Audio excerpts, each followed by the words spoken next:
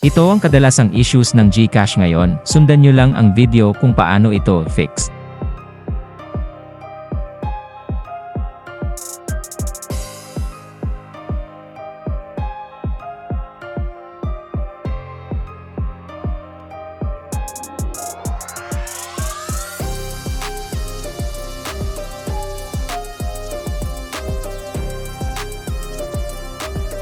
Or i-search nyo lang pag nahihirapan kayo maghanap.